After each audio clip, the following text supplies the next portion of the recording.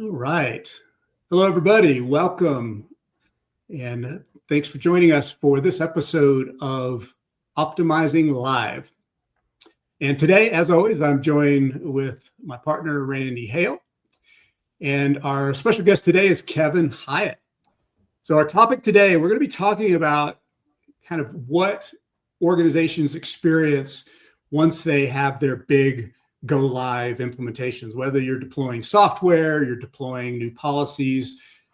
We've seen a lot of patterns out there in the world where organizations, this big push to go live with their new products and things. But the question that we're going to talk about today is what happens afterwards? Do we have a clear plan on how we're going to manage that post-implementation chaos? So I'm going to start with Kevin today. Thanks for joining us, Kevin. And let's get started and tell us why you think this topic needs to be examined. Sounds good. Good morning or good day to everyone. And Richard, Randy, first, thanks for having me on. Really appreciate the time this morning. I think we're going to have a good discussion that's hopefully valuable to a lot of listeners out there or folks who are going to watch. The reason why this is important to me is it's kind of personal. I'm going to be really candid. In my career, I've been on both sides of implementation, both leading and then operating new systems. And I think spending probably a decade of my career on the operational side gave me that appreciation for how important some of these foundational principles that we're going to unpack are to long-term sustainability, right? Everybody likes to talk now about the value of systems, and we hear about folks maybe spending more in the AI world to get this perceived value. But then on the other side of that, perceived finish line, there's that first quarter of a gap where are we really realizing our value? And along with that, we've just seen, and we can again kind of dig into the symptoms and problems. We just see that it's not fully realized. There's some core principles that are almost requirements for any project to be successful that get swept under the rug. So we can dig into those next. Yeah. One of the subtopics that came to mind is this built into the organizational DNA, or what we like to refer to as the operating model? Randy, quick thoughts from you on the topic and kind of the ability to connect it to how organizations might need to think about how they're adapting their operating model. Yeah, of course, as Kevin was doing the tee up, that's exactly what came to mind for me. I'm a perpetually blessed / cursed with, I always see the system, right, in every conversation. And so when it comes to post go live, the question is, what are we actually trying to change? How will we know that the change is working? What are the early indicators that will tell us that it's working? And have we thought through what are the desired behavior changes? And do those behavior changes align with influencing factors of the operating model? Like my favorite thing to always start looking at first is, how are people incentivized and measured?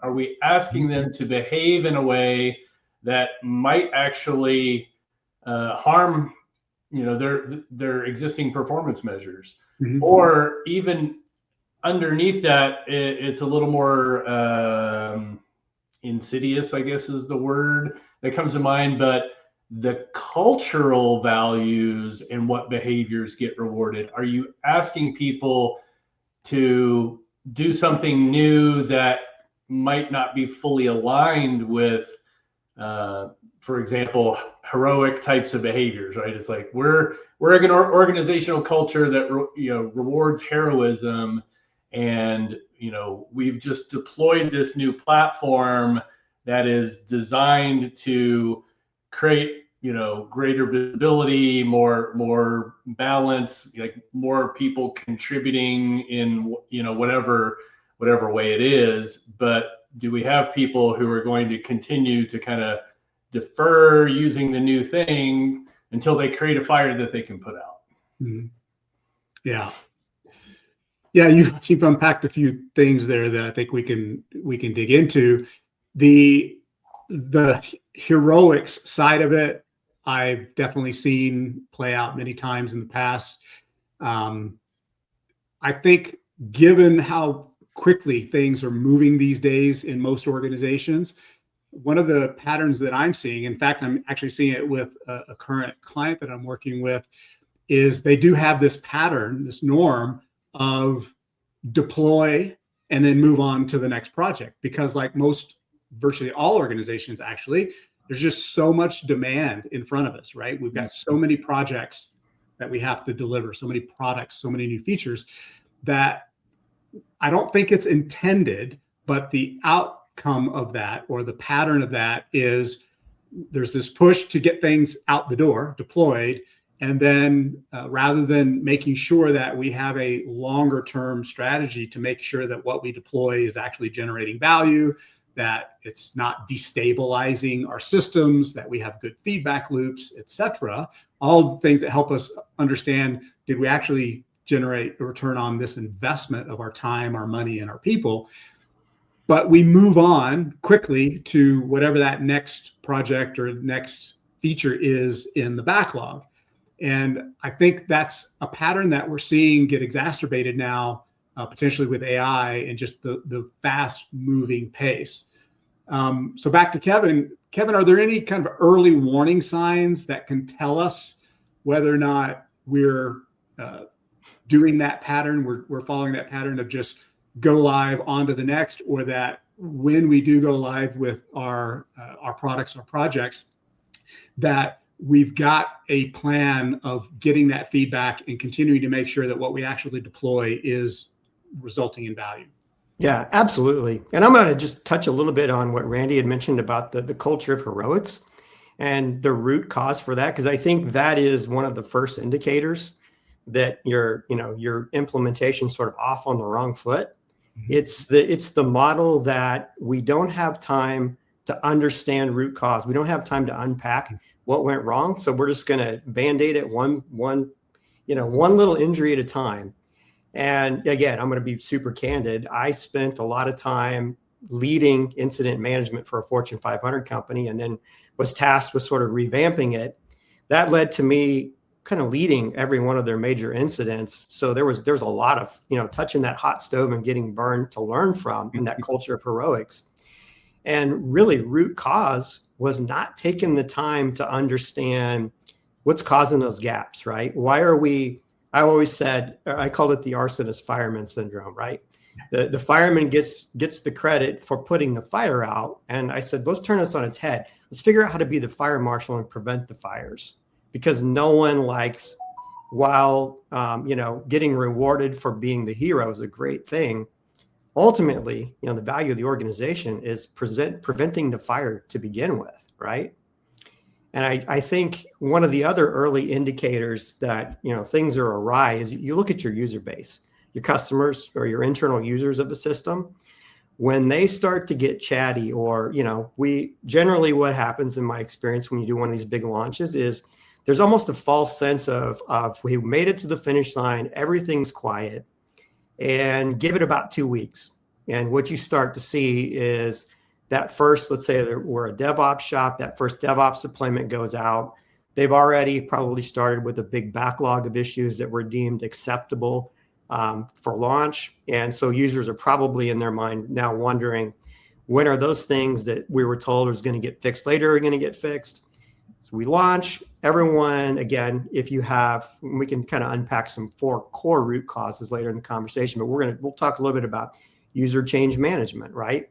So we've launched, and users don't feel like they've been communicated with, how they submit their issues, how those issues are prioritized, how the backlog works, how they're going to get communicated with when their thing that's very important to them is going to get fixed. And here we are at that first deployment. The thing that was super important to that team or group doesn't get done.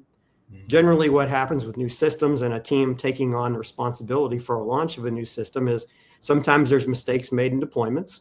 And again, nobody's fault. It's the way things generally go in the world of technology that we're talking about. And what that leads to is this sort of open-ended feedback loop with the users. And users start to complain. And then, let's roll into the first month. So you're coming up on your second deployment, and, the snowball starts to roll downhill. Those users are now going to their leaders complaining that the system that was supposed to provide all this great value and give us great data, do all this stuff that the technology department and the executive sponsor said we were going to get out of the system, is now stagnated. And then what that leads to, and the second indicator that things are awry, is I like to call it the escalator game. So, the users go to their leadership, let's say on the sales side of an organization, because, you got to have money coming in the door, no matter, what type of company or nonprofit you are. And what that leads to is the dreaded, this is impacting our ability to serve the customer, right? We've all in technology heard that statement, and it's a call to action.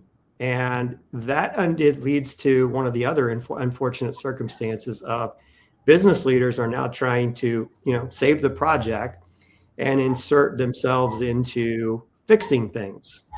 And they're just looking at it. Back in my days in Fortune 500, me and some peers, we used to call it the churn of post implementation operations. The churn starts, and it just leads to continued chaos until somebody pulls the cord, stops the assembly line, and says, let's kind of unpack what's going on here and figure out how to right the ship. And then things happen from there. But I would argue that most organizations get comfortable somewhere around that after that first quarter, and it becomes good enough. And they never fully optimize the use of those systems. And I think that there's a good case to be made.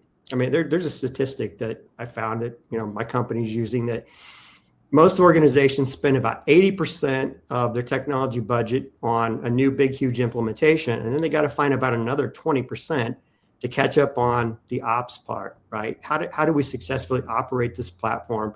Cheapest amount of money. And again, it's not the implementation partner's fault per se. It's generally just outside the scope. And these are root cause of what's going on here is often things that are kind of nebulous.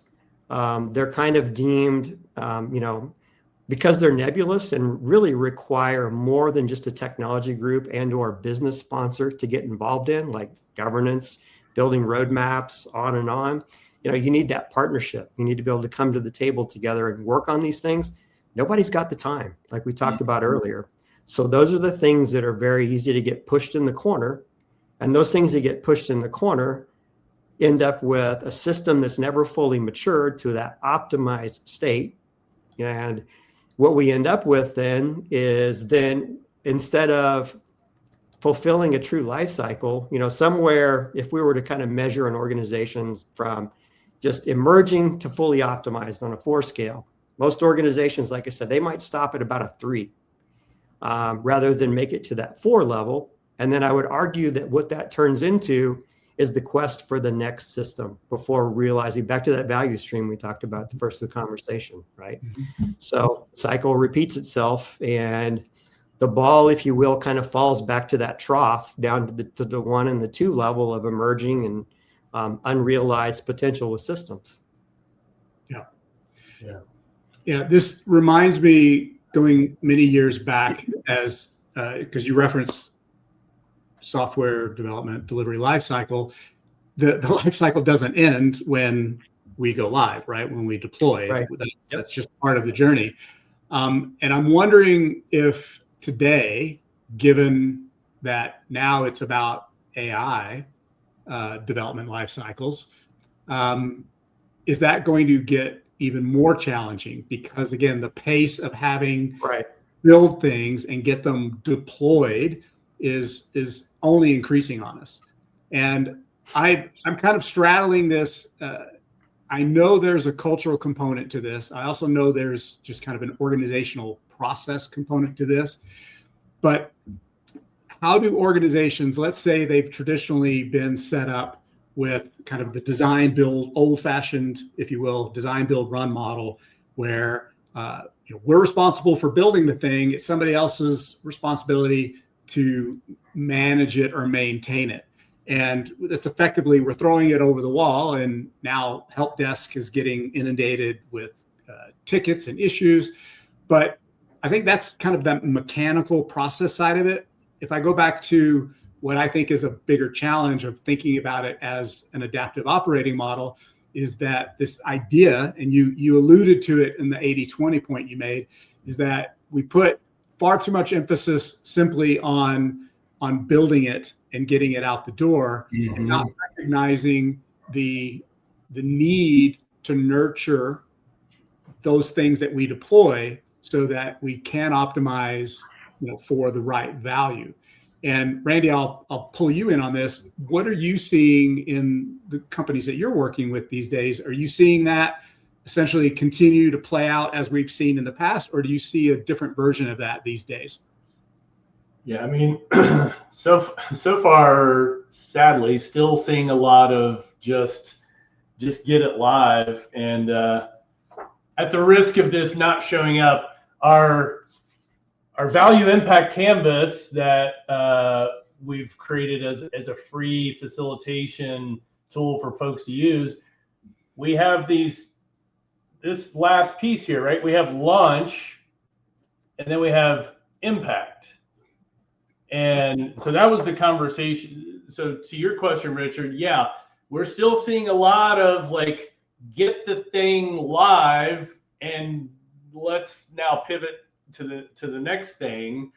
A lot of this we're seeing in organizations that have a pretty deep focus, I guess, organizationally around the program management competency. And as they're starting to look at embracing more product thinking, that tends to be one of the points where it's like, yeah, but my job was just to get the thing live and then go get the next thing live. So there's a gap there, and companies are starting to see that, I think, but it's still a fairly prevalent problem. And to that point, Kevin, as you were kind of describing the whole scenario a few minutes ago, and kind of pursuant to the the whole launch versus like what's the actual impact you're after, a question that came to mind for me is, how should people think about these two words, the word deployment and the word implementation? So like the title of our session is Mastering Post-Implementation Chaos, right? Deployment is an event that happens. How would you describe the nuanced difference between deployment and implementation? And then question two, if I can go ahead and ask the second question now, is how should people be thinking about that activity through the lens of what does the finish line actually look like, and how can you leverage a more learning loop kind of approach to ultimately delivering the impact that you're after? Yeah, good questions. A lot to unpack there. So I'm going to try to make sure I can go back, and just starting with the difference between what's a deployment and an implementation is I see. So yeah, we'll just, again, use it in terms that maybe some folks on the business side can understand. Think of a deployment as a micro implementation. I view implementation as the new car got delivered to your driveway and it's ready to go. And the deployment means I got a service recall and I need to take it back to the dealership to get this thing fixed and or my oil changed because my check engine light came on. It's things like that, right? And again, could you ask your second question again? I apologize, I don't remember that part. Yeah, it was how should organizations think about this body of activity? One end of the spectrum would be the things live in production and like check, we're done. Like that's one extreme. The other extreme would be we might take like a phased approach or something that I'd never even heard this term before, ring deployment. Are you familiar with that term? Mm-hmm. I never heard that term. Mm-hmm. But it's like, which makes sense, right? Is how do you roll out to increasingly broader groups? Mm-hmm. That's a conversation I'm having with a client right now. Is we're building a new capability that, like, the initial group that is going to be the target of using this, it's like 20 to 25 people. And like, we're looking at, okay, what do we need to do to be ready for day one? And it's like, I don't know, be available for them to reach out to you directly, as opposed to, right, like being able to white glove address an audience of 20 to 25 people. Like, there's a strategy there, versus if I was deploying this thing to 38,000 people, I probably don't want to give everybody my number and say, text me, right? Mm-hmm. Mm-hmm. I think, to answer that question specifically, I think it falls into two of the sort of corner pillars of root cause of what's going on. I think one of those is change management. And in change management for the technical folks, I'm talking about not just I submitted a change through my service management system and my cab approved it. For that language, it makes sense. I'm talking about being able to ask a user of that system or a stakeholder, how does it impact your daily? How did that impact your daily job? Yeah. And how do you feel about it? And I think a part of change management that fails to get addressed is the communication strategy around that.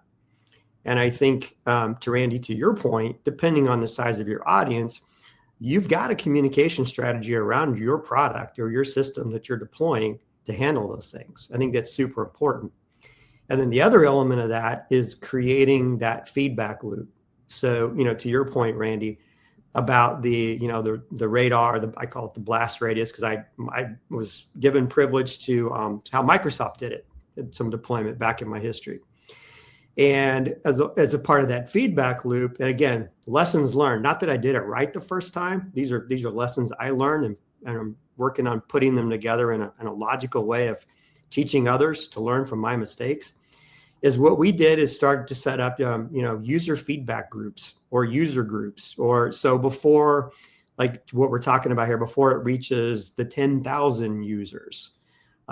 What ends up happening is you group those issues together with a smaller bunch of folks, and get their feedback. Is this fixing things? Did this fix it before that next deployment? So that next micro change would go out.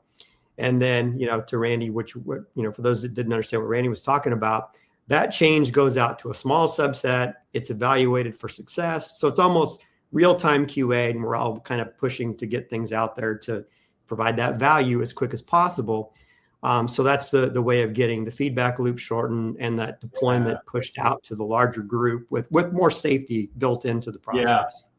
Yeah. The thing I love about that is it's my favorite question that people, somehow seem to not get tired of me asking, but what are you optimizing for, right? And it's like a lot of organizations will optimize for what's the least impact to all the people that have to do the work technically to deploy this, right? And so they tend to more of a big bang, but then like the cost to all the people who need to be able to react to what didn't actually work at all, or what didn't work exactly the way we thought it would, right? Like if you went live to 38,000 people, there's a pretty big cost there. And I like what you said, where it's like, if you have a more targeted initial audience, you can learn, because something something that causes a 10-minute disruption to 38,000 people,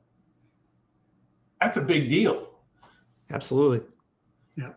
We got a couple of questions coming in on the chat. Let me see if I can introduce one of them here. Here we go. So to what extent have we seen evidence that it's a technical bias toward techie stuff? Love that. By techie leaders, instead of a human focus by human focused business leaders. Mm-hmm. And I appreciate the self-awareness that there's some bias built into the question. As a non-techie, my bias is toward looking at elements of culture, looking at elements of communication.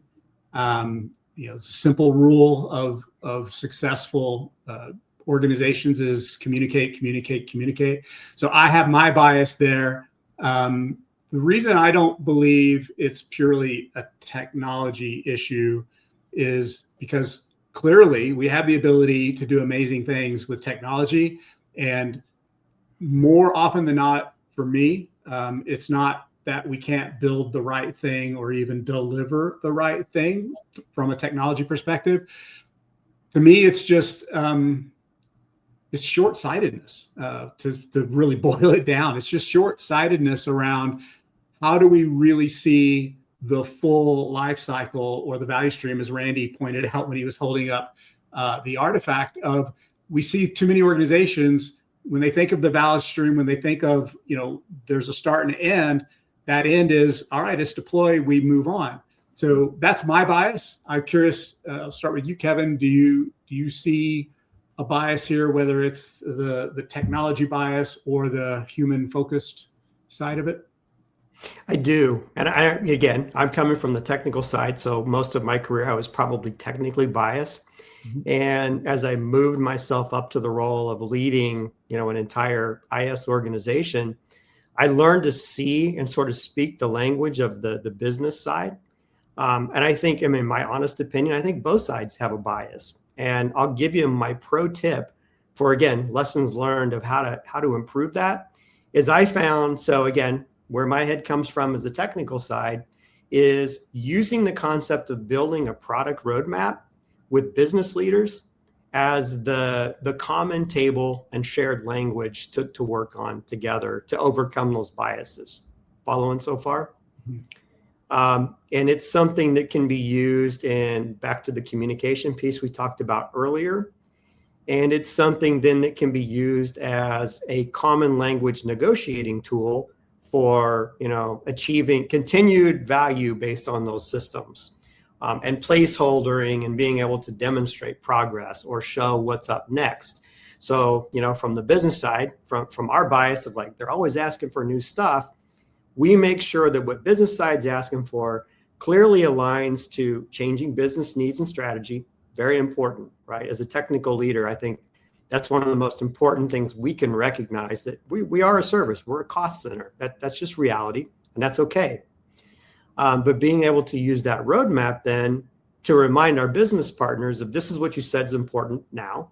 And we can move the chips around on the board or the timeline, but doing it in a way that then everyone kind of knows what the next step's going to be. Or if what someone's asked for is already planned, you can clearly communicate, here's when that thing that's important to you next is going to hit.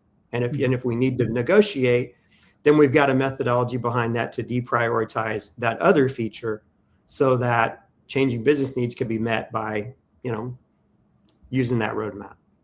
Yeah.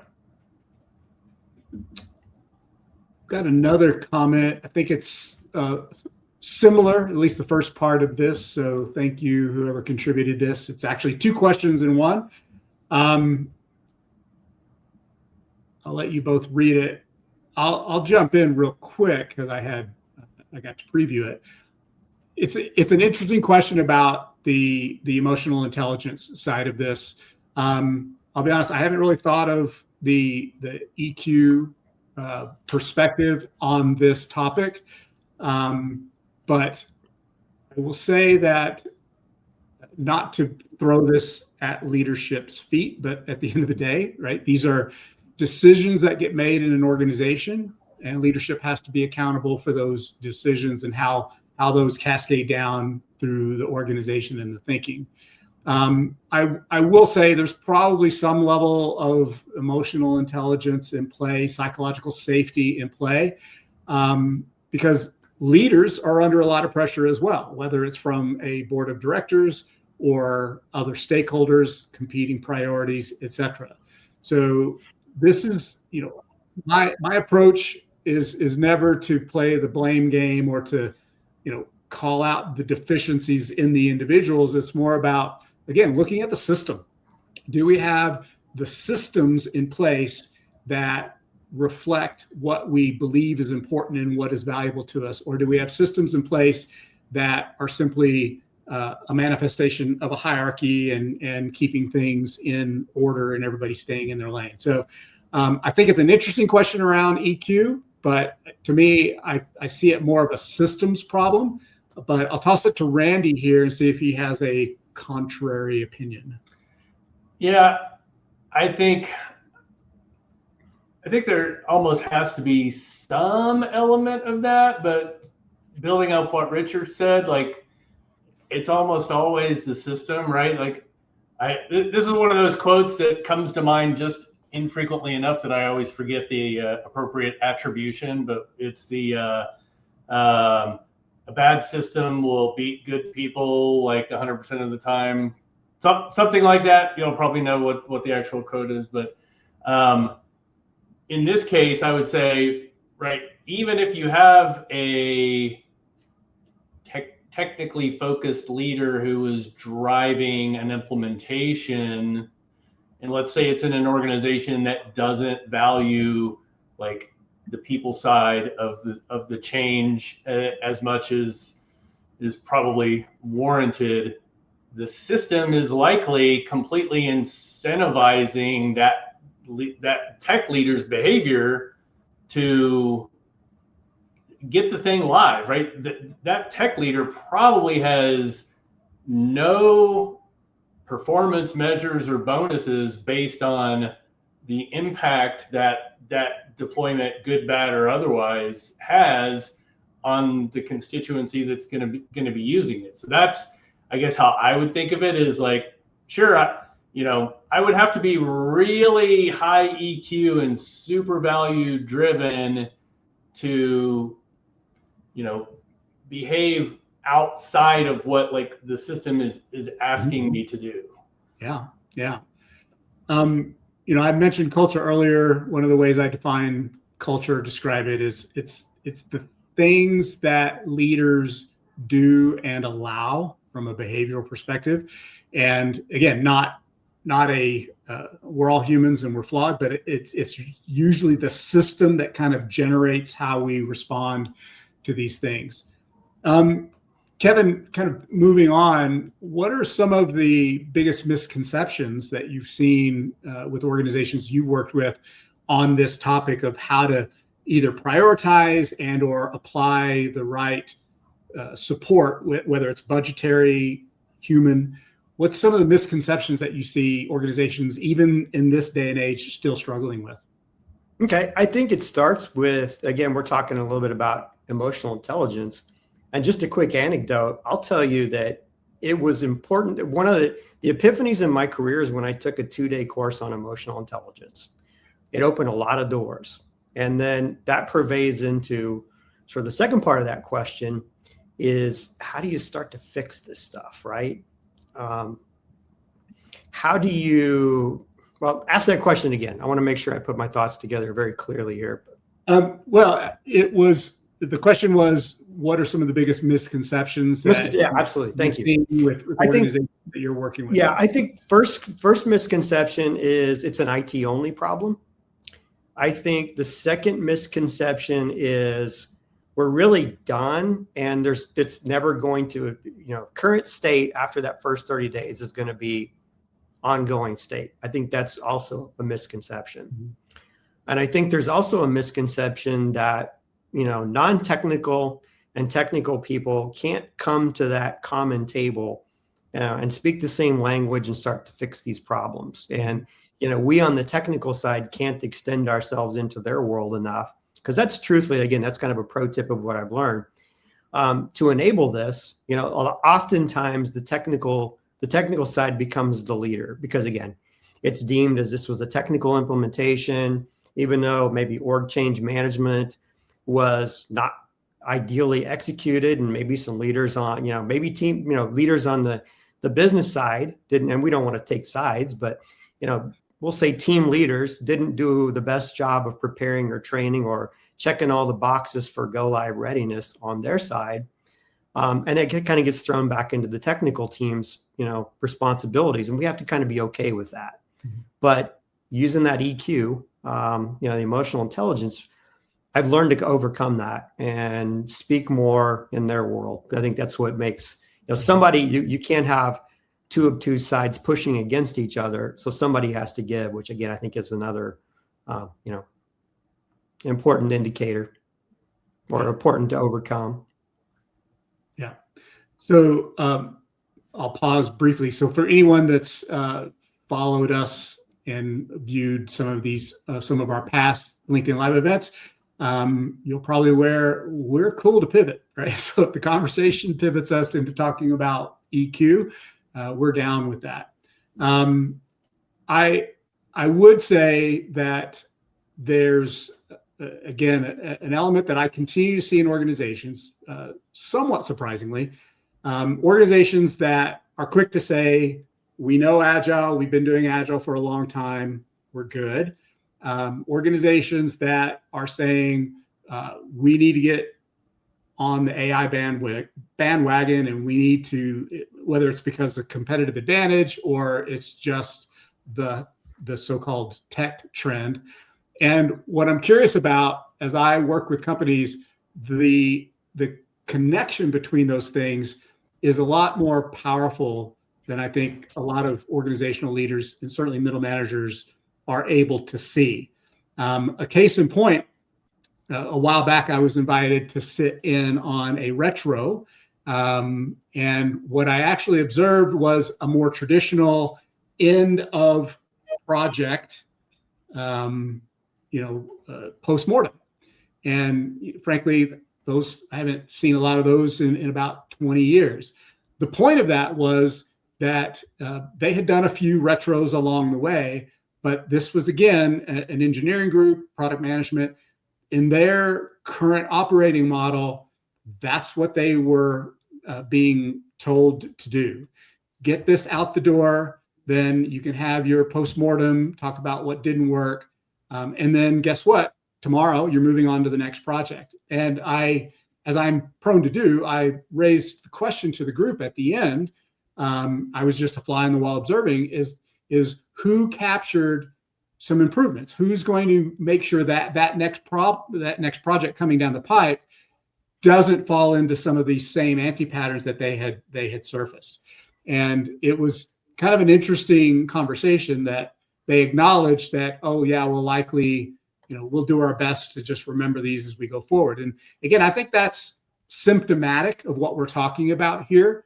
And so I want to talk a little bit about how do we see the symptoms. So how can a leader, a middle manager see these symptoms and then start kind of working from what they're observing to maybe make some improvements in their operating models so that this challenge of so-called post-implementation chaos or the opportunity to maximize value is within reach for them? Yeah, I can start by saying, I think, one of it from us on the technical side, one of the immediate symptoms of, failing to build that discipline of the blameless postmortem is repeating the same mistakes on deployments. Mm-hmm. And again, it's super easy to do because for whatever reason, taking the time to understand true root cause it takes time. And then making sure that you can build into your next work sprint, if we're talking DevOps or Agile here, to be able to correct those things, it's sometimes challenging. But I think it's because the requirements, again, I almost see the root cause is like the Swiss cheese model, to where if you don't have a clearly defined technical strategy or strategy to your business strategy, you likely don't have a good way of prioritizing your request. You're probably likely just going to have a first in, first out backlog, which again, one hole leads to another hole. And here we are, finding ourselves in a situation to where, all those holes just lead to that, that repeated circle of churn that we talked about a little earlier.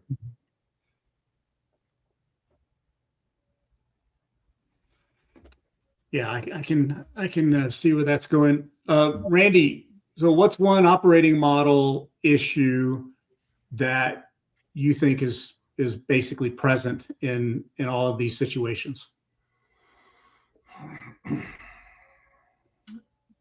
I almost always start with what are the incentives and performance measures? Mhm. Because one thing that I have seen repeatedly in my journeys is whenever I'm working with a leadership team and I see behaviors that cause me to go, I wonder why they're behaving that way.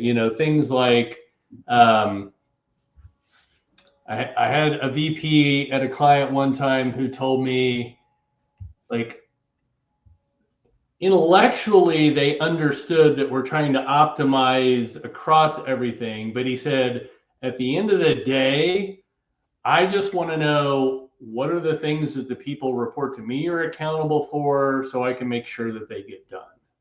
Mhm. And it's like that tells me that there's some combination of how that leader is wired and what their values are, coupled with how they're measured and what conversation they know they need to go have at the end of the year when it comes time to say, I think I earned all of my variable comp bonus, right? I think I'm also positioned for a bigger than average raise, or I think I'm positioned for a promotion. Like, all those things are driven by what is the current system value and how does the current system measure whether you're effective or not. So I think there's almost always some flavor of that exists, and lack of shared goals and accountability is often one of the chief operating model factors. Yeah.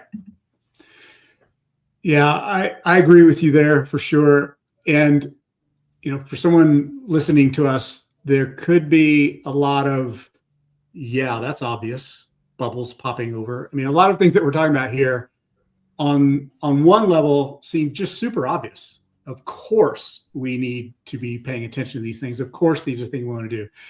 But they often get lost in just the chaos, the busyness of an organization. So I think while these are pretty obvious things, I think because most organizations are in this constant scramble mode because more demand than capacity, it's easy to kind of lose our way there.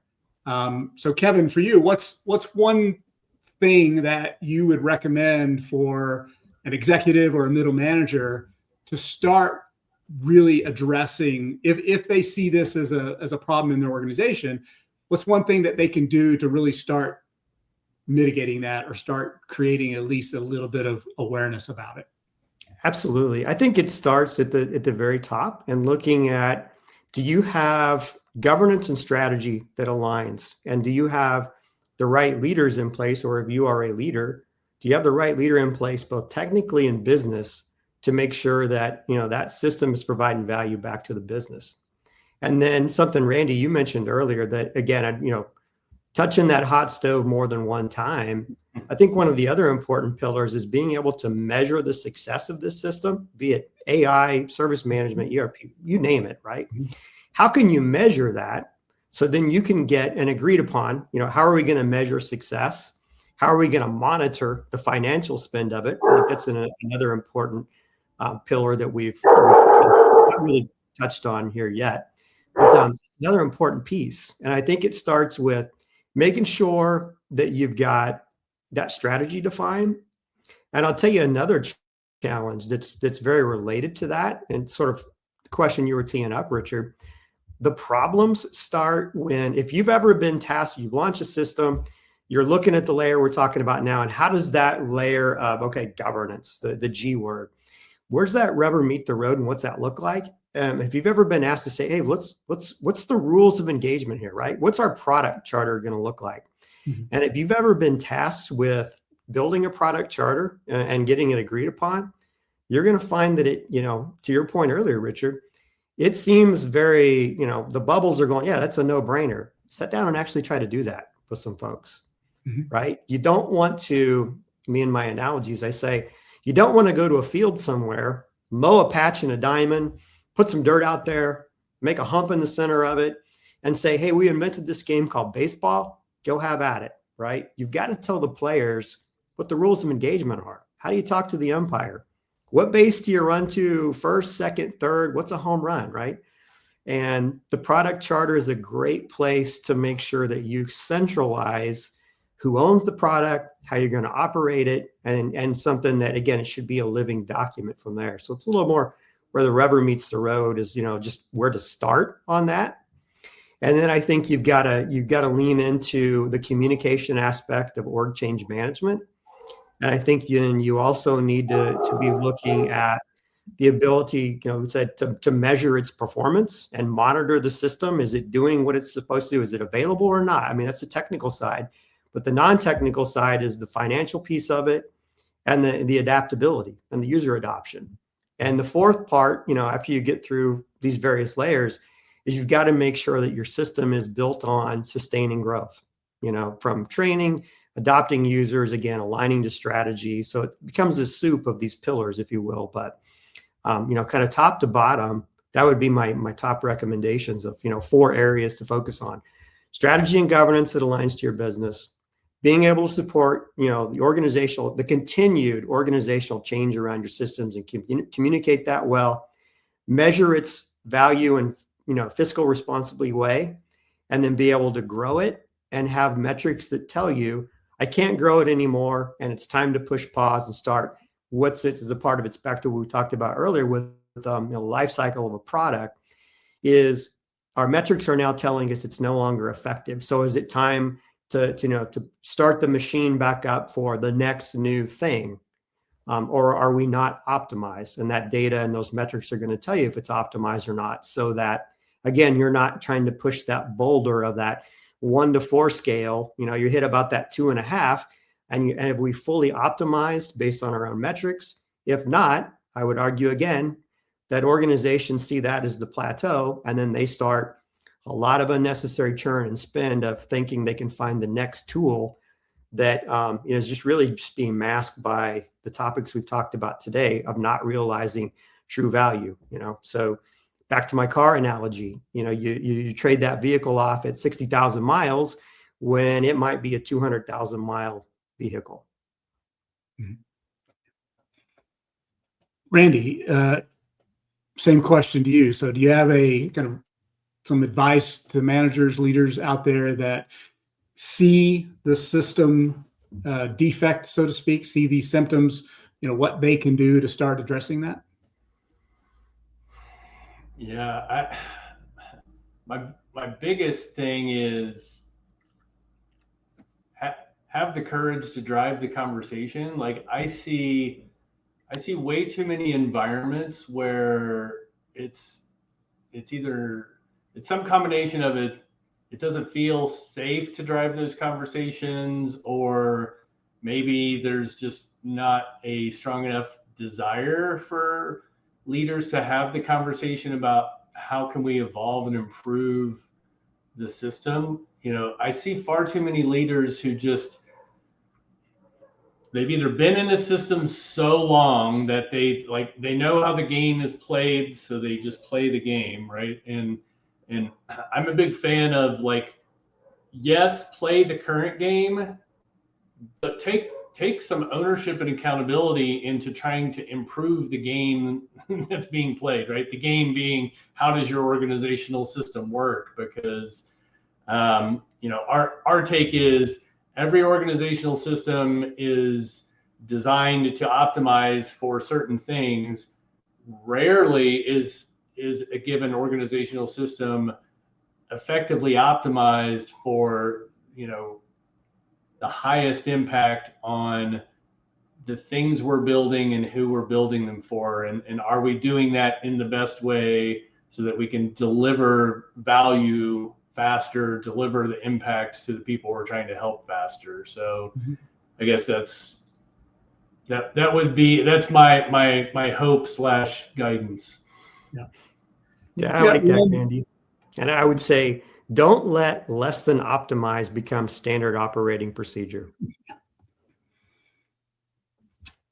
Yes, that's a good point. And, this idea of optimizing is not there's no easy button for that, right? You've got to do the work. And this is something you've alluded to, Kevin, through our conversation today, is kind of a mix of, again, there's just so much demand. We've got so much, we don't take the time to really understand the root cause, or we may outsource that, right? Let's get our lean practitioners to do some root cause analysis for us, and we get the information, but do we actually do anything with that?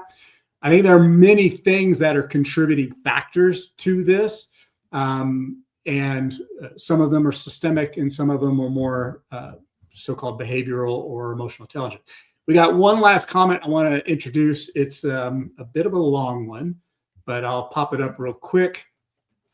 Again, our listeners today are thinking big, so they're asking big questions. But I'll distill this down to the question of, how do we optimize our organizational system?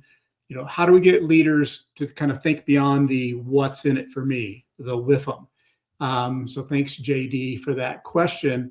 I think it's what we've been talking about throughout, is that the constraints, the challenges that we all face in our organizations today, they're mounting and they're coming at us faster and faster and faster. So I think it's natural that sometimes we have these reactions where I just need to throw up some blinders, focus on getting this out the door, and then I'll check and see what that next project is. I've definitely seen this play out at the team level. I'm going to kind of work from the ground up. I've seen behaviors at the team level because, again, they're so inundated with this, is that they throw up these blinders or they create these silos unintentionally. And then the middle manager is often referred to as the frozen middle. They're in a tough spot in virtually every organization that I work with. There's more that they have to manage. Things are moving fast, et cetera. And then, of course, as we talked about, the leadership.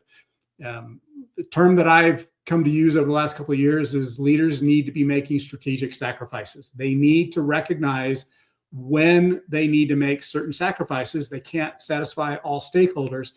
But in this case, in this topic, if we're not seeing real value come out of our investments, the things that we deploy, I think that's a big blind spot in some organizations.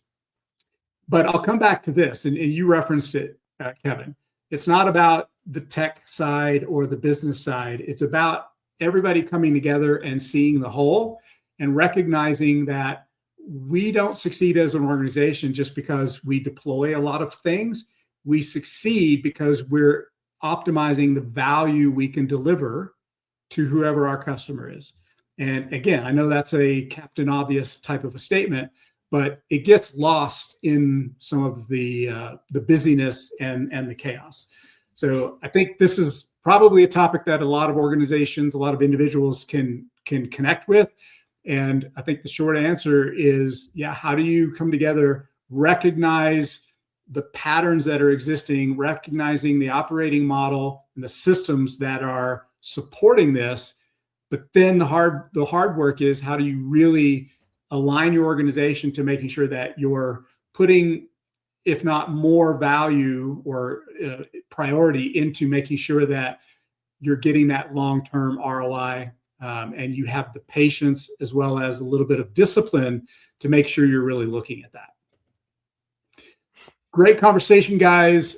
Kevin, any last thoughts before we wrap up?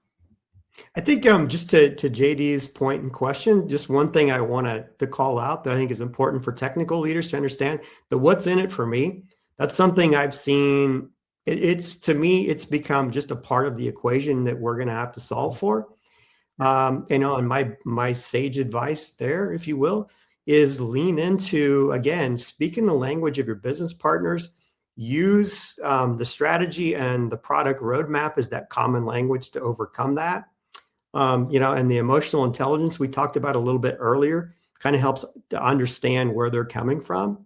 But then back to that roadmap is you can use that as your negotiating tool for the what's in it for me's out there.